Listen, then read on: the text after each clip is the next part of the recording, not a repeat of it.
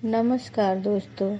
आज मैं आप लोगों को शारदीय नवरात्रि के बारे में बताऊंगी, जो 2020 में कब है, कलश स्थापना कैसे करनी है और मुहूर्त कब करनी है। मैं सरल विधि से आप लोगों को घट स्थापना कैसे करनी है ये बताऊंगी। आप सबको माता रानी की कृपा प्राप्त हो और आपकी जीवन में खुशियाँ आए, इसलिए नवरात्रि व्रत सबको करनी चाहिए। नवरात्रि व्रत 17 अक्टूबर 2020 में 25 अक्टूबर तक रहेगी। वैसे तो एक साल में 4 नवरात्रि होती है, जिसमें 2 गुप्त नवरात्रि होती है और एक चैत मास में होती है और एक अश्विन मास में होती है, जिसमें 9 दुर्गा की पूजा की जाती है। अलग अलग दिन अलग अलग नाम से माता जी की हम पूजा करते हैं। घट स्थापना हमेशा शुभ मुहूर्त में करनी चाहिए ताकि पूजा सही से हो सके।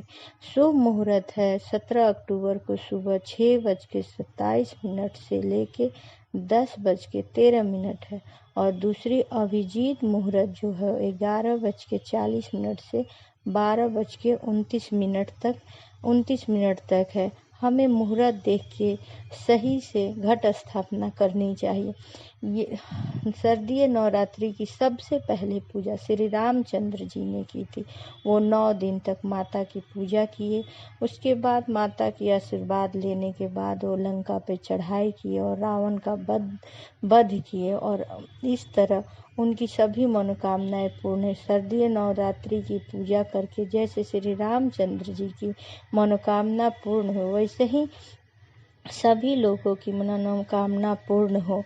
हम माता रानी के अलग अलग नाम से पूजा करते हैं। पहले 3 दिन हम दुर्गा माता के नाम से माता जी की पूजा करते हैं और चौथे दिन और छठे दिन हम लक्ष्मी माता के नाम से पूजा करते हैं। 5वें दिन सरस्वती माता के नाम से पूजा करते हैं और 7वें दिन कला की देवी की पूजा हम करते हैं और 8वें दिन हम हवन करते हैं और कन्या खिलाते हैं और पूजा का समापन करते हैं। माता जी की स्थापना के लिए जो जो सामग्री चाहिए वो मैं बताती हूँ आपको। सर्वप्रथम एक चौकी चाहिए, लाल कपड़ा चाहिए, धूप, दीप, रोली, अक्षत, फल, फूल, कपूर, अगरबत्ती, माता की एक छोटी मूर्ति या आप फोटो भी रख सकते हैं, मिठाई, आम का पल्लो, लौंग, सुपारी, हल्दी की गांठ, सिक्का, मिट्टी का लोटा, मिट्टी, जल, आरती की थाली, चुनरी और आप सोने, चांदी या मिट्टी जिस चीज़ की लेना चाहें वो कलश आप ले सकते हैं। इत्र, पानी वाला नारियल और लाल कपड़ा ले लेनी चाहिए। ये सब सामग्री को हमें गंगा जल से पहले छिड़काव करनी चाहिए और साफ सुथरा कर लेनी चाहिए और घर को अच्छे से सफाई करके गंगा जल छिड़क के उसे पवित्र किया जाता है। नवरात्रि के दिन सर्वप्रथम उठ के स्नान करके साफ सुथरी कपड़ा पहननी चाहिए और पूरे सामग्री को अच्छे से व्यवस्थित करके रखनी चाहिए और हर चीज़ को ध्यान से देख लेना चाहिए कि कोई चीज़ छूटा तो नहीं है। फिर हमें पूजा के लिए बैठना चाहिए। सर्वप्रथम गणेश जी की हमें पूजा करनी चाहिए, क्योंकि आप दोस्तों जानते हैं किसी भी पूजा पाठ में सर्वप्रथम गणेश जी की पूजा होती है। गणेश जी को धूप, दीप, अगरबत्ती दिखाएं, जनेऊ पहनाएं और उनका पूजन करें। उसके तत्पश्चात हमें माता जी की जो मूर्ति हम लाते हैं या फोटो रखे रहते उसकी हमें पूजा करनी चाहिए। धूप, दीप, अगरबत्ती, माता जी को चुंदरी ओढ़ाना, हर काम अच्छे से करनी चाहिए। फिर चौकी पर हमें लाल कपड़ा बिछा के अक्षत से अष्टदल बनाते हैं। उस अष्टदल के ऊपर हम मिट्टी का पात्र, परात या कोई प्लेट, जो भी बर्तन हो उसको हम रखें, या बहुत लोग बांस के भी टोकरी रखते हैं, वो रखिए और उसमें मिट्टी का एक तह मिट्टी रखिए, फिर जौ को डालिए, फिर मिट्टी रखिए, फिर जौ और उसी के बीच में आप कलश की स्थापना। कलश के घट पे पहले मौली बांध देनी चाहिए 3 बार और उस पर स्वास्तिक बनाना चाहिए। फिर कलश को रखना चाहिए, कलश में जल भरना चाहिए। जल भरने के बाद उसमें आम का पल्लो रखते हैं और पल्लो रखते हैं और उसमें हल्दी, सिक्का, दुर्वा, फूल और इत्र, हमें 5 चीज़ उसमें डालनी चाहिए। फिर नारियल के उसके ऊपर रख देते हैं और नारियल का भी सिंदूर लगाते हैं, फूल चढ़ाते हैं और उसके बाद हमें आवाहन करना चाहिए कि हे माता जी और समस्त देवता, आप सब हमारे घर विराजमान हुई और हमें शक्ति दीजिए कि हम 9 दिन तक आपका तन मन धन से सेवा करें और उन्हें स्थापित करते हैं। फिर हम अष्टदल बनाते हैं और उसके ऊपर अखंड ज्योत को रखते हैं और ज्योत को जलाते हैं।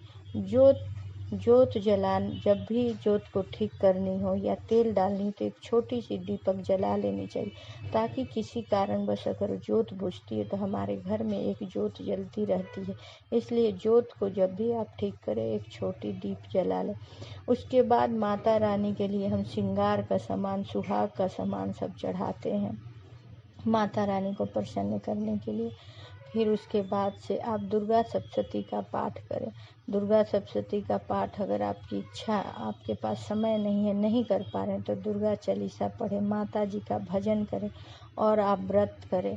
व्रत में और शाम को भी दुर्गा माता जी का शाम को आरती करें, उनकी वंदना करें और माता से आशीर्वाद प्राप्त करें।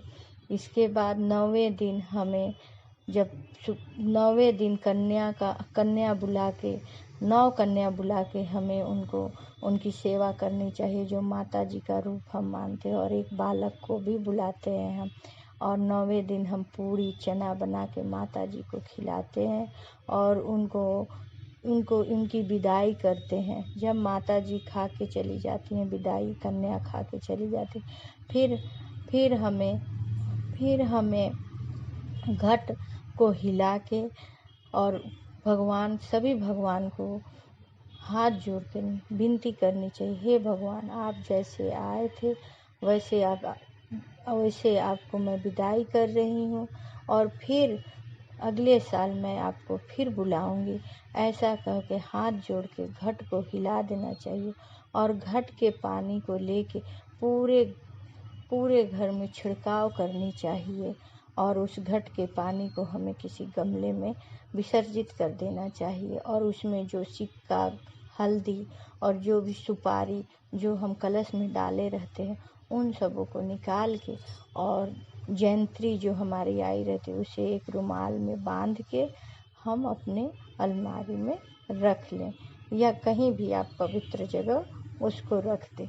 और एक बात और दोस्तों मैं बताना चाहती हूँ, हवन अगर आप खुद से कर रहे हैं तो सरल विधि से करें, क्योंकि दुर्गा जी का 108 नाम लेके ही हवन कीजिए। क्योंकि अगर हम दूसरे तरीके से संस्कृत में या कहीं और विधि से हम हवन करें तो गलत उच्चारण होने से गलती हो सकती है। इसलिए सबसे सरल उपाय है, आप खुद से हवन कर रहे हैं तो दुर्गा जी का 108 नाम लेके ही हवन करें। इस तरह से हम नवरात्रि की पूजा घर पे खुद से कर सकते हैं। जय माता दी।